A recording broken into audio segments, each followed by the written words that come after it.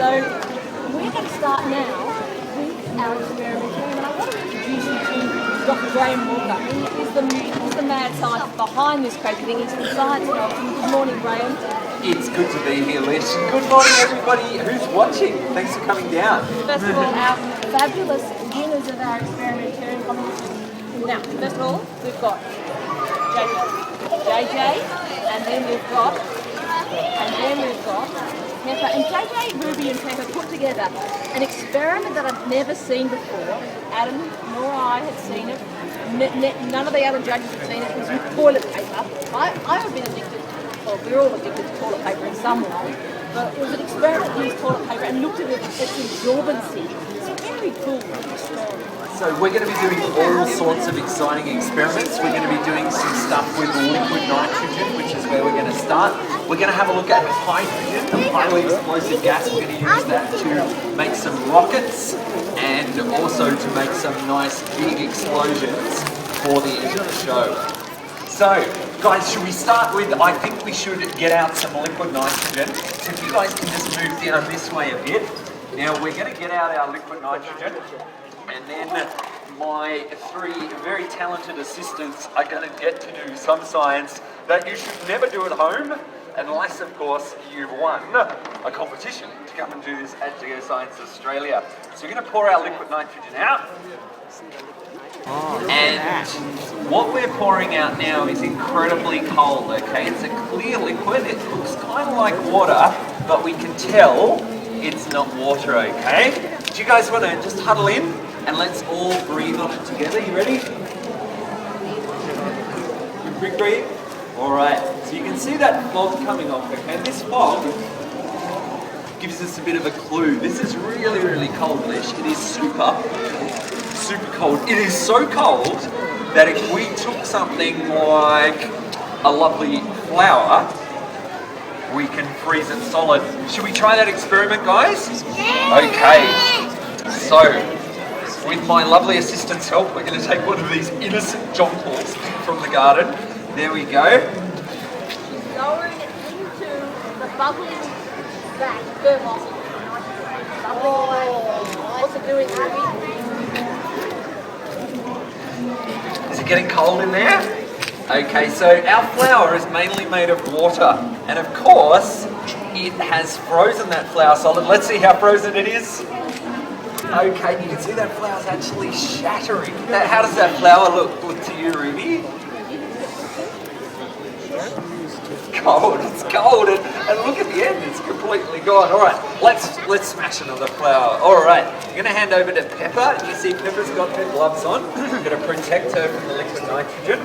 So the flour, just like most living things, the flour is made mainly of water. Okay, so that water is a liquid at room temperature, but once we pop it into the liquid nitrogen, it freezes solid, okay? So what we're getting back out of the thermos are some frozen flowers, and of course, they are extremely fragile.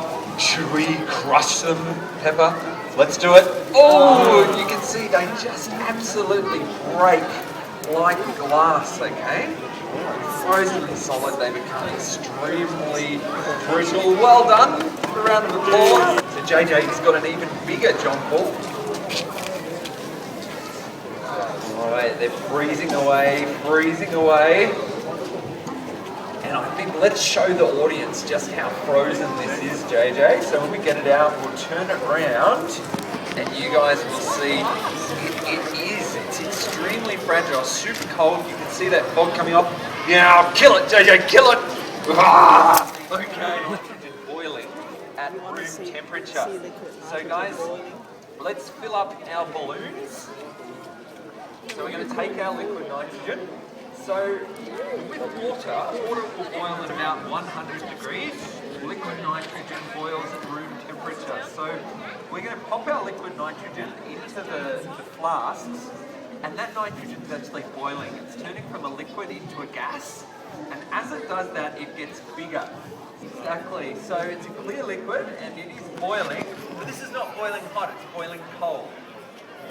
We do now. This is going to get a little bit exciting, a little bit noisy. That's right, guys. Let's stick those corks in. Oh, yeah, we need our earmuffs. Here, Mum, pop those corks in. Yeah. All right, now guys, let's stand back so we can see what's going on. So what we can see happening, or you'll soon be able to hear happening for people listening at home, is our liquid nitrogen turning into a gas, and that gas is inflating our balloons, okay? When the liquid turns into a gas, it gets about 600 times bigger. It is, so that liquid nitrogen is boiling and turning into nitrogen gas. And we can see our balloons. This is a very high quality pre-stretched balloons, full orange. Oh, orange is the... Is that yours, JJ? All right, so JJ. Okay, oh, we might have a little bit of a leak in that one. All right, purple's still going. Whose was purple? All right. Pepper comes in second. Oh. You've got an extremely big balloon, super high quality. That was great. They have done an amazing job. We are doing some very exciting science that you guys shouldn't do at home. Now this is the bit where we warn the cameraman who is standing where the rocket might land. Alright, so what we're going to do, we've got a soft drink bottle here. This soft drink bottle is about 1/3 full of hydrogen gas, okay? Hydrogen, extremely explosive gas. So now inside the bottle we've got everything for a fairly violent explosion to take place. We just need a little bit of flame to get that going. Yep, that's the way. And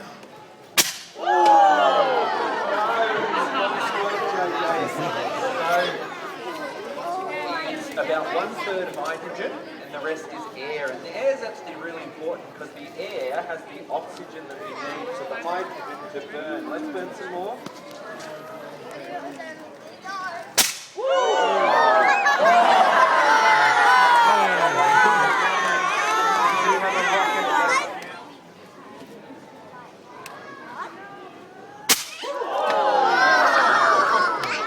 Let's give these guys a round of applause.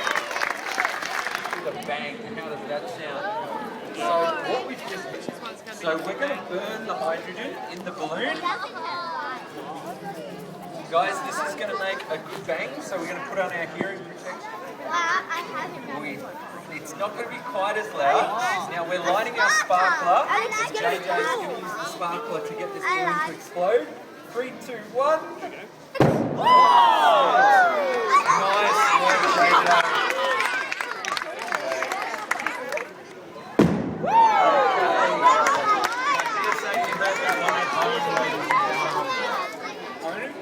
Is a rapid chemical reaction as the hydrogen burns, and it's actually combining with oxygen in the air to make water. One of the exciting things about hydrogen is that when it burns, it doesn't make any pollution, okay? So not only is this really exciting science, it's some science that might help our planet.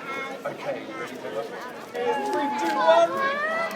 Whoa!